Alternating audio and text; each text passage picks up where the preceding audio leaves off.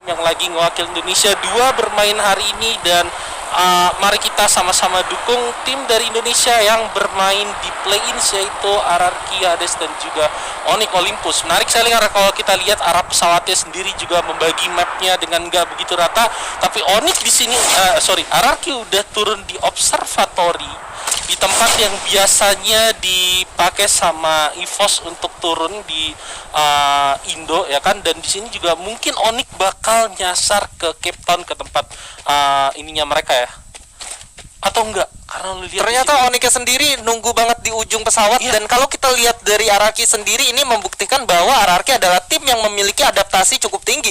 Mereka memiliki daya analisa yang cukup bagus, di mana mereka tahu ketika EVOS nggak ada, apakah dari kedua belas tim yang bakal bermain di daerah map pertama ini bakal turun ke observatory atau enggak. Ternyata enggak, dan seperti yang gue bilang, Kapten Legalot benar-benar memikirkan hal ini dengan matang. Dan nilai plus di early gamenya adalah perbedaan map yang cukup jauh antara Onyx dan juga RRQ, memungkinkan mereka untuk tidak ketemu di awal, fight di early game. Ya, bener banget. Dan itu mungkin salah satu hal yang akhirnya dipakai sama Legalot, memutuskan mungkin oke, arah pesawat kayak gini biasanya Onyx itu bakal enak untuk turun di Cape Town. Betul. Jadi dia coba untuk turun di observatory, dan kita lihat di sini udah ada pertempuran di awal di mana V Gaming harus kehilangan satu membernya dengan begitu cepat dari tim dari Taiwan ya. Iya, dan satu orang di sini yaitu dari seorang ETA udah berhasil langsung di secure killnya aja, atau mungkin dijadikan sandra oleh tim VGM untuk membuat pergerakan dari LGDS sendiri terdistraksi antara harus menyelamatkan atau harus dipukul mundur, karena ini bakal menjadi satu tukar satu tentunya. Iya, tapi kalau misalnya kita lihat dari pergerakan LGDS sendiri, sepertinya mereka udah mempasrahkan temennya yang ada di depan, gak akan ditolong. Ini kalau menurut gua satu hal yang cukup oke, dalam artian inilah adalah ronde pertama, dan gua rasa lu gak pengen ngambil satu keputusan yang beresiko yang bisa menghasilkan poin yang buruk untuk tim lo. Jadi oke, kita bakal coba untuk main bertiga, kita bakal coba mungkin ngelihat situasi apa jadinya kalau misalkan kita sisa bertiga sampai ke late game nanti, apalagi masih ada sisa 5 ronde yang bakalan berjalan. Tapi kalau dari tim Vian sendiri, sepertinya ada satu lagi yang kita bisa lihat tadi di map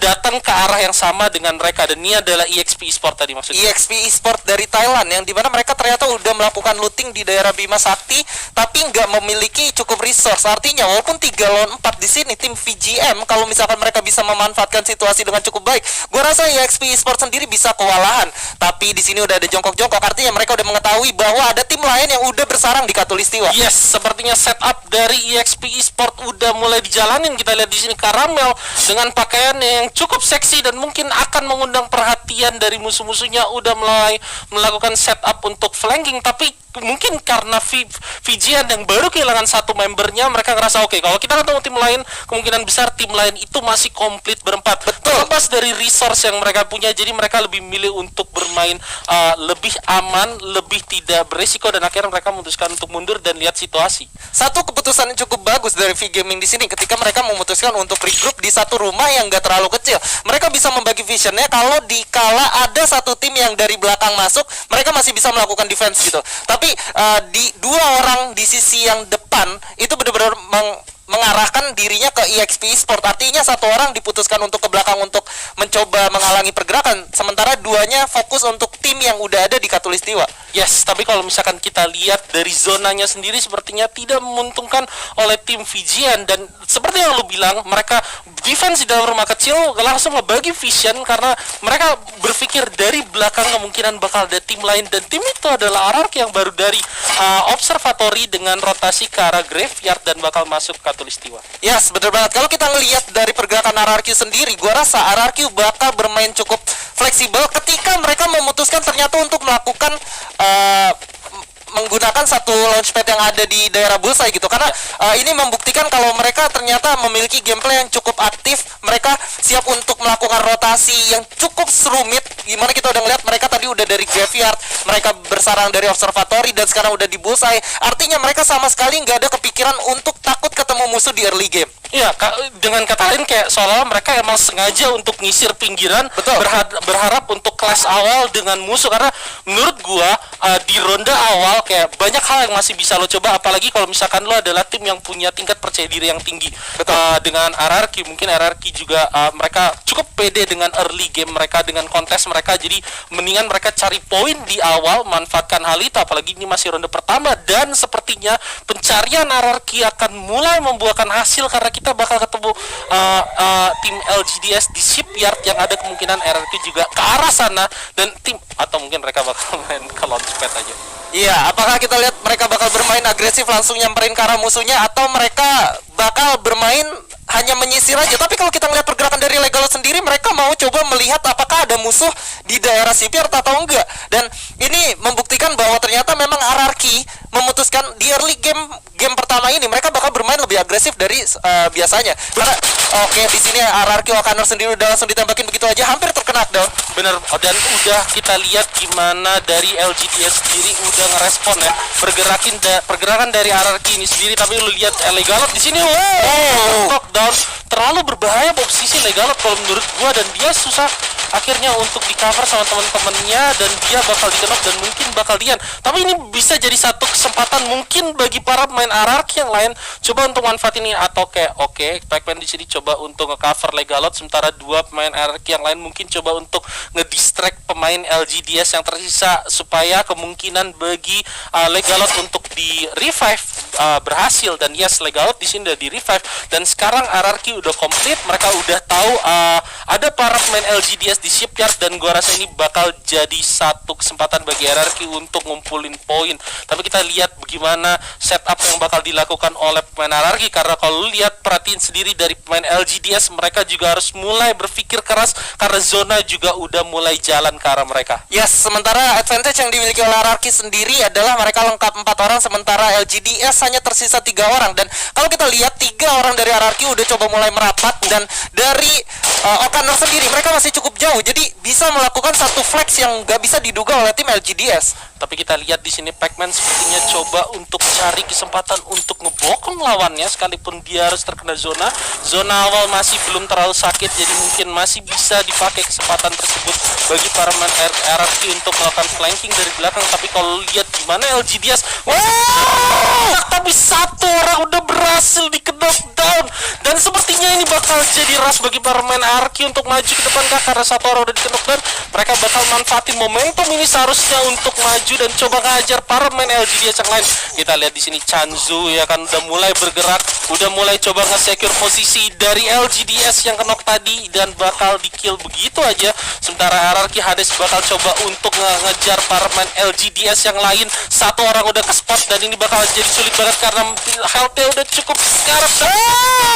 Secure kill-nya begitu aja oleh Pac-Man the Sniper. RRQ Hades dengan 3 poin eliminasi di early game bakal menjadi satu bekal moral yang cukup baik untuk mereka. Kita bisa saksikan gimana flexnya RRQ walaupun harus kehilangan Legalot di early game, terkena down, tapi masih bisa di revive sampai akhirnya. Kondisi deadlock yang dimiliki RRQ dan juga dari tim lawannya itu membuahkan hasil baik dari RRQ ketika teman-temannya bermain flex untuk menyebar formasi 3-1. Ya, dan itu yang gua demen ya, gimana dua pemain RRQ yang tadi coba nge-backup Chanzu kalau gak salah yang lari ke arah Legalot yang kenok ya kan, dan akhirnya itu kayak ngebikin situasi di mana Legalot yang bisa di-revive dan gak ada pemain RRQ yang harus hilang di dalam fight itu, dan mereka bisa ngeratain LGDS clean tanpa kehilangan satu orang pun. Yes. Walaupun harus membuang resource untuk melakukan reviving terhadap Legalot, tapi gue rasa 3 poin eliminasi di early game zona pertama. Dan kalau kita ngelihat dari segi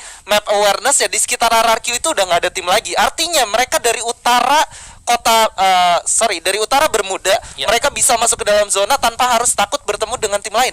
Ya, dan itu bisa jadi satu advantage tersendiri. Tapi kalau misalnya kita perhatiin, ini ada di satu sisi map lain, di tempat ada tim Onyx juga, dan sepertinya di sini crowd banget, penuh banget di dalam zonanya dengan tim-tim yang ada, tim-tim yang lain, 10 tim yang bermain di dalam ronde pertama FFCS Fase Play-in sini. Sepertinya mereka udah memutuskan untuk masuk ke dalam zona semua, dan dengan pergerakan yang padat seperti ini bakal jadi berdarah-berdarah banget kalau misalkan lu udah mulai jalan di zona 3, zona 4, karena lu bakal dempet-dempetan dan lu bakal kejar-kejaran sama zona sambil masuk ke dalam zona aman berikutnya. Ya, yang harus jadi patokan untuk Onyx di sini adalah bagaimana caranya mereka masuk ke dalam zona tanpa harus bertemu tim orang lain. Tapi nampaknya Lau sendiri udah memberikan info kepada teman-temannya bahwa ada tim CRXE dari India ya. Iya, Tim dari Critical India. X Elite. Wah, Betul, Ini tim CRX Elite. ini seharusnya aimnya merah-merah ya. Betul. Critical.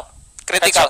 Karena sesuai dengan namanya. Udah critical elite lagi. Wah. Lu bisa bayangin gak? Lu bisa Yang bayangin. critical aja tuh udah serem. Yes. Udah ada critical, ada X-nya, ada elite. Wah, lu bayangin kalau ternyata mereka tapi di lain sisi mereka nggak berhenti gitu aja, bakal langsung masuk ke dalam. Di sini ada Legalot di jump shot, terkena down satu orang lagi Bang Abi. Ini adalah VN Gaming yang tadi udah clash dengan LGDS di awal. Yes. Ya mereka udah sama-sama kehilangan satu member dan ternyata RRQ sepertinya nggak cukup dengan 3 orang yang mereka eliminasi. Mereka sepertinya haus.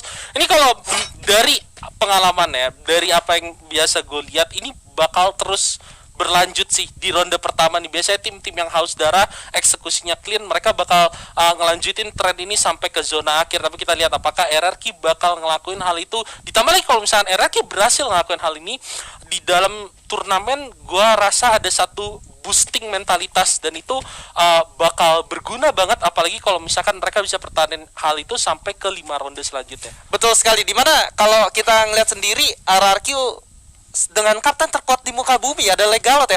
Lu bisa bayangin gimana Legalot mengadaptasi gameplay yang dimiliki oleh EVOS dengan begitu cepatnya. Mereka latihan hanya beberapa minggu dari FFIM sebelumnya sampai akhirnya masuk ke sini, dan mereka bisa adaptasi itu dan melakukan finishing dengan cukup bagus sampai at least ada di mid game ini. Ya, dan kita harus ingat juga lawan dari tim RRQ yang mengadaptasi permainan EVOS ini adalah tim-tim yang berasal dari peringkat 2, peringkat 3 negara-negara lain yang mereka udah ngelaluin kompetisi seperti FFM di negara mereka masing-masing. Betul. Oh my god, mobilnya dia bawa ke atas rumah aja langsung. Gila, Kenapa? ada mantep ya? Kenapa lu harus ke bawah kalau lu bisa naik ke atap ya? Iya, kenapa harus ada yang mudah kalau lu bisa lo yang lebih sulit gitu? Iya benar juga ya. Iya kan? RRQ Logic. RRQ Logic dan RRQ HD. so far RRQ HD sendiri perwakilan dari Indonesia udah berhasil mendapatkan 2 poin eliminasi masing-masing dari Pacman dan Legalot. Artinya mereka udah memiliki 4 poin eliminasi dan mereka udah masuk di zona selanjutnya, memiliki bekal yang cukup. Artinya setidaknya di game 1 ini RRQ udah memiliki satu bekal yang cukup aman dibandingkan dengan Onyx yang belum mendapatkan kill sama sekali, dan mereka ada di luar zona dan cukup jauh untuk masuk ke zona lainnya. Tapi oke, kita berbicara tentang Onyx seperti yang lo udah mention, belum ada kill, tapi sepertinya tim yang lain, sepertinya cuma ada satu tim yang punya tempo panas kayaknya di ronde pertama ini. Tim yang lain tuh kalau kita lihat sampai sekarang mereka bermain dengan tempo yang lebih slow, lebih adem. Coba untuk menghindari early fight. Bahkan tadi ketika ada 2 tim yang bertarung di awal, LGDS dan VGN, ketika mereka udah kehilangan satu member mereka memutuskan untuk narik. Betul. Temponya lebih slow. Apakah mungkin karena mereka RRQ bakal ketemu EXP? Kenapa enggak? Karena dari tadi emang sepertinya mereka mencoba untuk mencari kill ya. Kita lihat Pacman di sini di belakang ya kan, Pacman the sniper udah mulai ngeker-ngeker dengan panci mungkin. Oke, sementara O'Connor di depan O'Connor udah ke knockdown. Legalot bakalan seharusnya, dan 2 orang di knockdown. Sepertinya ini bakal jadi disaster untuk RRQ. 3 orang tersisa Legalot. Apakah Legalot bisa bermain clutch play yang bagus? Revive bakal dijalanin, gak sempat. Legalot bakal coba untuk maju ke depan. Dan ternyata RRQ harus tereliminasi, puas di peringkat 10 dengan 4 kill. Dan ini benar-benar di luar ekspektasi banget ya. Dan kalau lu lihat ternyata dari seorang O'Connornya aja, dia ternyata mendapatkan damage dari atas, dari tim BTS yang recokin mereka ketika RRQ udah melakukan dari tim KOG. Ketika RRQ udah melakukan setup, ada great chokin dari sebelah kanan, itu membuat RRQ jadi serba salah. Mereka mau maju atau mau mundur karena di kiri udah dihantam, depan udah ada yang nunggu. Ya, dan itu akhirnya apalagi posisi RRQ tadi cukup open ya. Betul. Ya, dan ini cukup menyulitkan dalam artian yang direcokin itu RRQ, bisa dibilang kayak gitu. Kalau misalkan tadi yang direcokin mungkin tim lawan ya itu EXP, mungkin bakal beda ceritanya. Tapi situasinya juga kurang menguntungkan, dan KOG sendiri yang tadi udah ngelihat ada pertempuran di bawah, mereka pasti udah nge-spot ada EXP Sport juga di situ, dan ini bakal jadi perang yang nggak bisa terhentikan antara EXP dan juga TG. Kita lihat gimana para main EXP yang tadi udah berhasil dapetin 3 kill bakal coba untuk perang dengan tim PG, tapi sepertinya yang ada di atas memutuskan untuk mundur. Satu granat masak yang cukup baik dari tim EXP, 2 orang berlindung di balik blue wall, dan ini bakal jadi pertempuran blue wall padat yang cukup mantap. Langsung begitu aja para main dari tim EXP sepertinya bisa dapetin 2 knock, dan sisa 1 orang yaitu Sharky dengan snipernya coba untuk melawan, coba untuk bertahan, coba untuk mencari cara untuk memenangkan fight ini, tapi terlalu sulit karena Sharky di situ juga harus terkena dan lantai. Oh my god, tapi masih Sharky di situ masih bisa bertahan, tapi ternyata nggak, terlalu sulit dan oke tereliminasi. Tapi sekarang kita balik ke Onyx Olympus yang sepertinya juga nggak sendirian, udah kedatangan tamu dari tim Fijian. Ini sisa 2 orang karena 2 orangnya udah dihajar sama tim RRQ. Tadi kita lihat di sini Lau ya kan, coba untuk maju ke depan, ketemu musuh dari kanan dari kiri, dan ternyata di knockdown. Jars juga dari belakang coba untuk ngasih support bagi teman-temannya. Apakah berhasil? Sepertinya 3 orang dari pemain Onyx Olympus. Nice, 1 kill, 3 kill bagi tim Onyx Olympus, tapi bisa terkena di situ. Bagus banget pertahanan dari tim pemain Onyx Olympus untuk bisa menangin fight barusan. Yes, bener banget, karena kalau kita lihat walaupun kehilangan Lau, tapi at least mereka udah berhasil mendapatkan satu kompon yang cukup aman untuk bertahan di zona keempat, dan ternyata zona terakhirnya berpihak ke arah mereka. Ini tinggal gimana caranya mereka membagi vision antara atas dan juga bawah. Olympus udah masuk 5 besar dengan 14 orang yang tersisa, tinggal KOG yang masih lengkap di atas mereka. Wah, ini kalau sampai di spam granat bakal bahaya banget sih. Bakal bahaya banget, dan sekarang Olympus sudah masuk ke 4 besar, tapi kita lihat di sini tim KOG-nya sendiri udah mulai coba untuk masuk ke zona, dan di luar zona di sini masih ada Burst the Sky yang berhadapan dengan EXP Gaming. Mereka bakal lari-larian ke dalam 10 detik. Ini bakal sulit banget, apalagi kalau misalkan KOG-nya nungguin tim EXP dan juga tim Burst the Sky. Tapi sepertinya tim KOG juga udah nge-spot Olympus di dalam, begitu juga dengan Onyx Olympus yang udah nge-spot EXP Gaming dan juga KOG. Mereka bakal mainkan patahan, dan mungkin mereka bakal mainkan permainan psikologis di mana biarin tim yang lain saling menyerang duluan, habis itu mereka cukup bertahan aja. Tapi sepertinya enggak. Oh, kita lihat di situ udah ada monster truck dikeluarin ya kan. Tim BTS 1 orang udah terkenok, dan Onyx Tayo sepertinya berhasil dapetin kenok di sana. 2 orang dari tim BTS terkenok, dan bakal sulit posisinya. Burst the Sky sepertinya bakalan tereliminasi, dan Olympus di sini berhasil dapetin 5 kill. Oh my god, berhasil.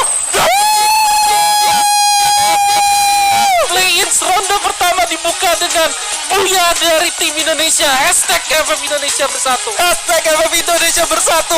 Olympus bermain dengan cukup luar biasa apik di game